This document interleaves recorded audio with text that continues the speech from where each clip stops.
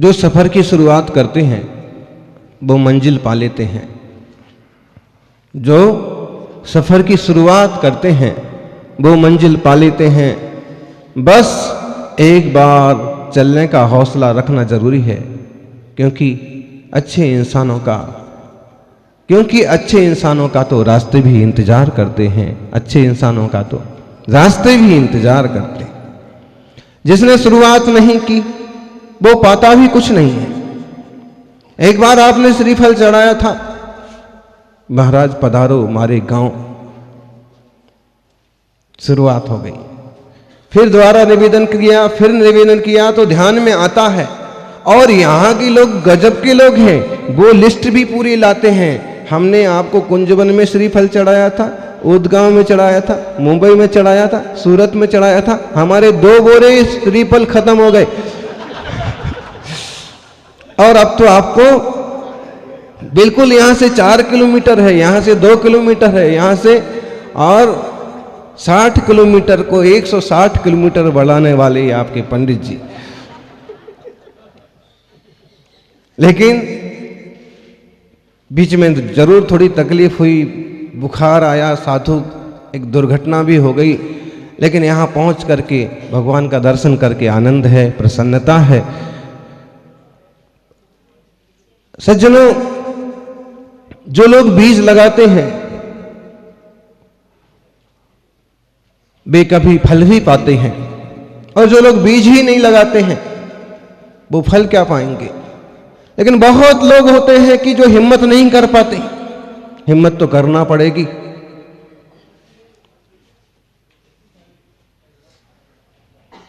आधे रास्ते तक भी पहुंचने के बाद उनका वही डावाडोल चलता रहता है कि ये ठीक है कि ये ठीक है, ऐसा करना अच्छा है कि ऐसा करना अच्छा है, इससे फायदा होगा कि इससे फायदा होगा। अब पंडित जी आए हैं तो ऐसा कह रहे हैं, वो पंडित जी आए हैं तो वैसा कह रहे हैं।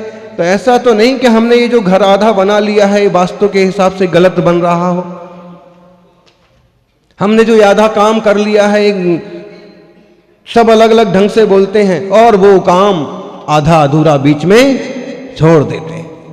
चौथे तरह के लोग वे होते हैं जो नियोजन करते हैं, संकल्प करते हैं, शुरुआत करते हैं और साहस से डटे रहते हैं और काम को अंजाम तक पहुंचाते हैं।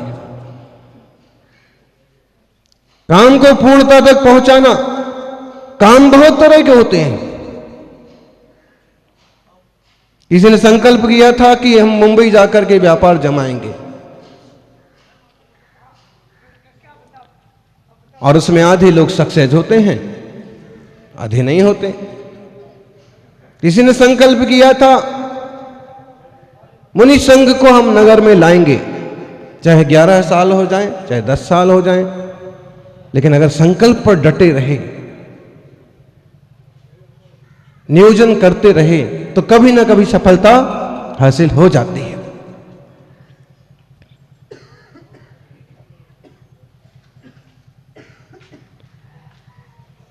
चाहे वो जिनालय संबंधी काम हो और चाहे वह आपके अपने घर का काम हो, चाहे आपकी दुकान का काम हो, चाहे आपकी जॉब का काम हो, जब तक आप एक सुनिश्चित संकल्प नहीं करते हैं, नियोजन नहीं करते हैं, तब तक सफल नहीं होते।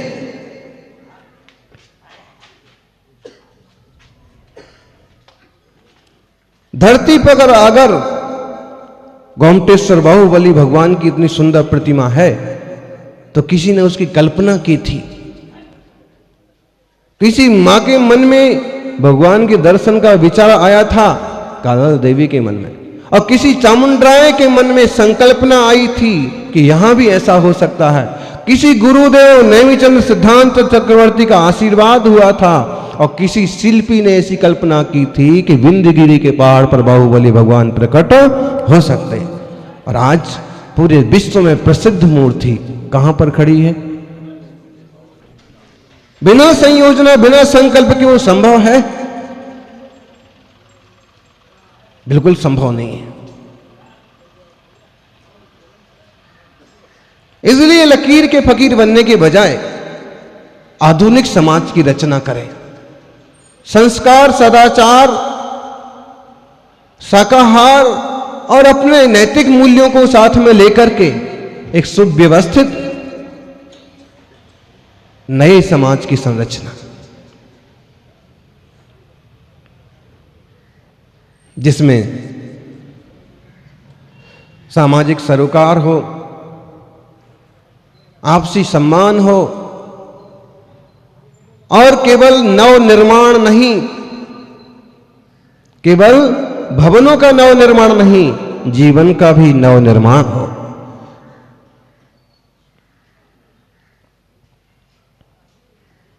जो गिरता है उसे संभालो, आगे बढ़कर गले लगा लो। मेरे मीत बिखर जाते हैं, आंखों में सपने मत पालो। कल का किसको पता है भाई, कोई काम कल पर मत टालो।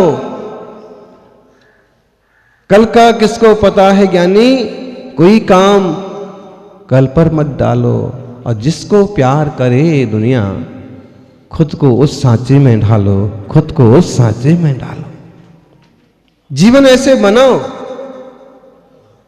जो गिरता है उसे संभालो। अगर कोई गिर रहा है, कोई फिसल रहा है, कोई पीछे हो रहा है, तो उसे संभालो। अक्सर लोगों की आदत होती है कि गिरे हुए को गिराते। टूटे हुए मकानों की मिट्टी तक उठा ले जाते हैं लोग। दीवारें कहीं की जरा सी कमजोर पड़ जाएं तो खोद खोद करके और उंगलियों से भी लोग निकालते हैं। निकालते कि नहीं? तो कमजोर को और कमजोर करने वाले बहुत मिलेंगे, लेकिन कमजोर को सहयोग देने वाले गिनती के लोग होते हैं। हम उनमें बने। जो गिरता हो उसे संभालो।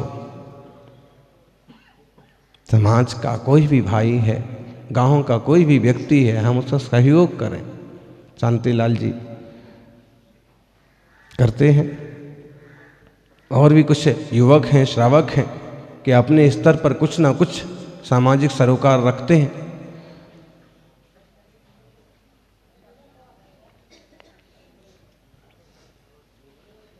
जो गिरता हो उसे संभालो, आगे बढ़कर गले लगा लो। टाटा बाय बाय की परंपरा नहीं है, हमारी जय जिनेंद्र की परंपरा है। एक दूसरे को गले लगाने की परंपरा है। लेकिन लोग, कोरोना ने तो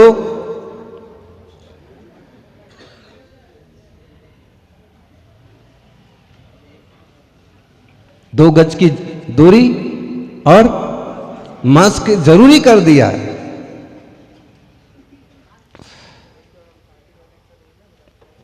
जो भी है, मर्यादाओं का ध्यान रखते हुए भी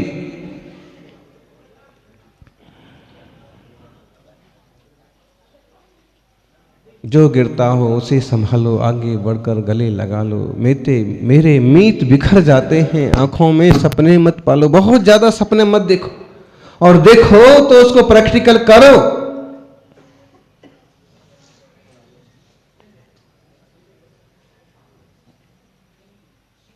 जीवन में अपनापन भर लो। सबके प्रति अपनापन का भाव होना चाहिए। पशु पक्षियों से भी प्रेम होना चाहिए। इतने दूर दूर से लोग चले आते हैं दौड़े दौड़े, और हमको ये बताया कि पिछले गांव में जहां थे वहां के लोग सब अधिकतम बंबई इधर उधर से आए, सब इकट्ठे हो गए। और बाद में हमको बताया कि जैसे आप वहां से निकले, आप 1 किलोमीटर तो निकले नहीं कि वो सब गाड़ियां फटाफट रवाना। लेकिन इतना तो मानना पड़ेगा कि उनका अपनापन था, प्रेम था, प्रीति थी, वात्सल्य था, गुरु के प्रति स्नेह था, इसलिए जंजाल छोड़ करके दौड़ करके वहां तक आए, पहुंचे। यहां भी हैं,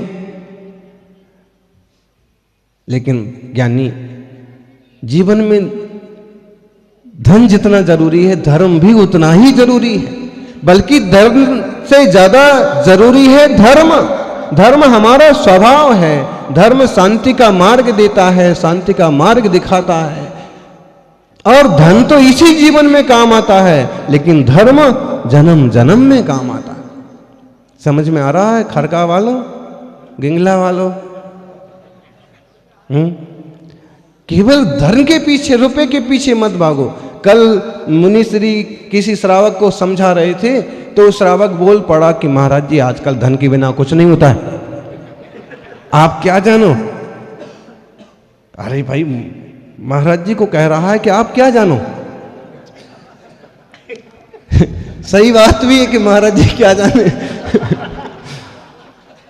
इस सब राग द्वेष के झंझट में पड़े नहीं, और जो पड़े हैं वो इस मामले में कभी कुछ बोलते नहीं, चुपचाप अपनी माला फेरते रहे।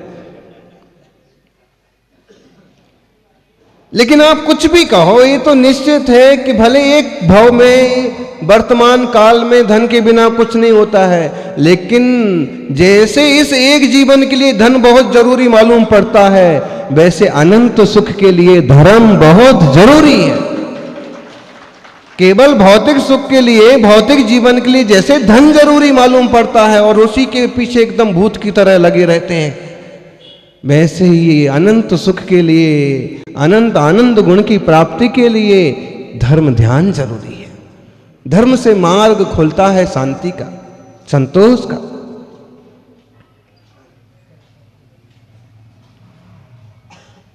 ज्ञानियों, यह मंगलमय जीवन मिला है, हमारी सुप्रभात भगवान जिनेंद्र के दर्शन से होना चाहिए, जिनाभिषेक से होना चाहिए।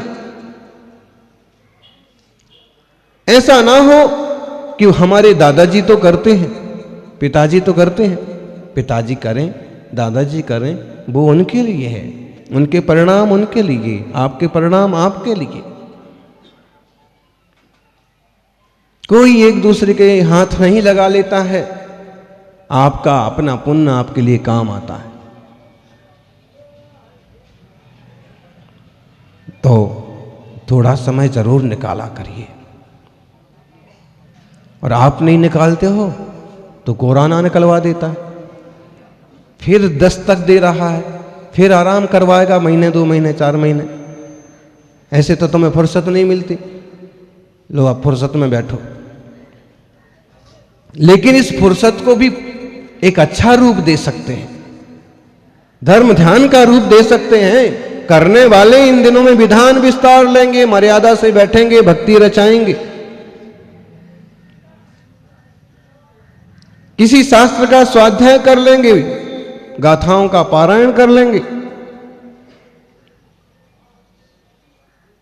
मुनि संघ की सेवा में रहेंगे, सत्संग कर लेंगे। करने वाले जिनकी बुद्धि ठीक दिशा में चलती है वो ठीक काम कर लेंगे, जिनके सुसंस्कार हैं वो सुसंस्कार के युग काम कर लेंगे, और जिनकी बुद्धि गलत दिशा में चलती है वो खटकर्म भी कर लेते हैं, करते हैं। एक सर्वे पढ़ रहे थे, बोले अमेरिका की आबादी बढ़ गई है लॉकडाउन के कारण से।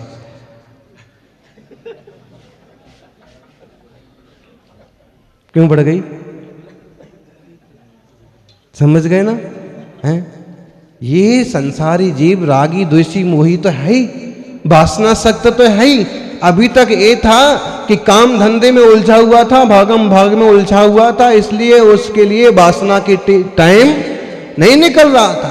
और जैसे ही लॉकडाउन हुआ, एक ही घर में बंद हो गए हैं, बस धर्म ध्यान तो कोई समझने वाले है नहीं। गिनती के जीव मिलेंगे जो धर्म को, तत्व को समझें। बस वासना सक्त जीवन हुआ, और बच्चे जन्म ले लिए, वहां तक भी ठीक है। ऐसे भी लोग रहे होंगे कि कितने जीवों का गर्भपात हुआ होगा, कितने जीवों का घात हुआ होगा। अपने प्राण के अलावा लोग किसी के प्राण को प्राण समझते ही नहीं।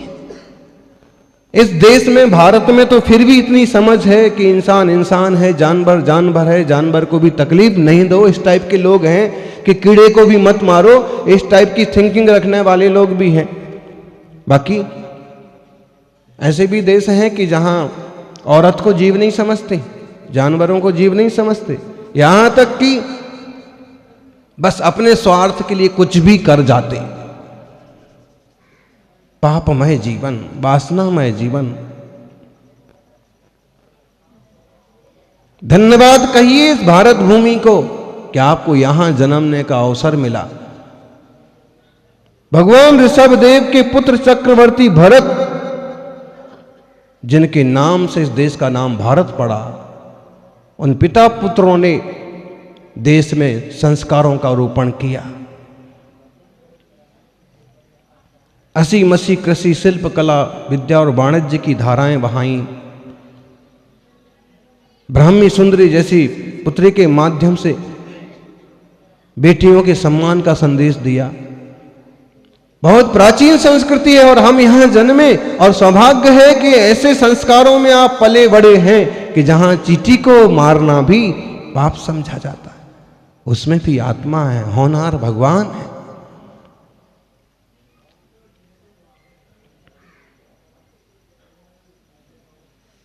सज्जनों, मंदिरों का सुव्यवस्थित, बड़ा और सुंदर होना जरूरी है, ताकि हम सब एक साथ बैठ करके और भगवान की आराधना करें, भक्ति करें। और समोषण की महिमा पढ़िए कभी शास्त्रों में, समोषण की रचना कैसी होती थी, और ऐसी आकर्षक रचना होती है कि लोग देखने के लिए चले आते हैं।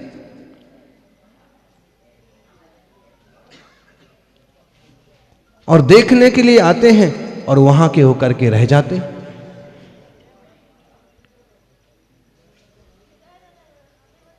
बड़े बड़े विशाल संघ जब विहार करते हैं, और जब ये संघ विहार करता है तो 150 आदमी तो देखने के लिए ही चले आते कि विहार कैसे होता है। सुना तो बहुत है कि बहुत भीड़ होती है, बहुत लोग आते हैं, और जब देखने के लिए आते हैं, सिर्फ दर्शन के लिए आते हैं, लेकिन जब साधुओं की चर्या और साधना देखते हैं तो उनके भी जीवन बदल जाते हैं, मन बदल जाते हैं। एक दो लोगों का जीवन भी परिवर्तित हो जाता है तो समझ लीजिए हमारे लिए तो फायदा ही हुआ, नुकसान तो कुछ नहीं हुआ। इतना लंबा विहार हुआ कि इतना बड़ा परिश्रम हुआ, और 2-4 लोगों को भी धर्म ध्यान समझ में आया, तत्व ज्ञान समझ में आया। वह जीव तो संसार के पार लगने के लिए तैयार हुआ। आता है समझ में, लोगों के जीवन बदलते हैं। और भाई, हमारा साधु का जीवन तो साधना का है। उपसर्ग परिसय सहन करते रहो, साधना करते रहो, और कर्मों का संबंध निर्जल करते हुए मोक्ष मार्ग पर बढ़ते रहो। ऐसा साधु का जीवन।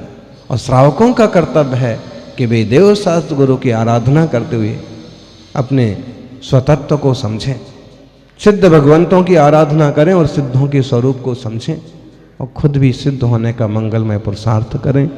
जय बोलिए अनंत अनंत सिद्ध परमेष्ठी भगवान की।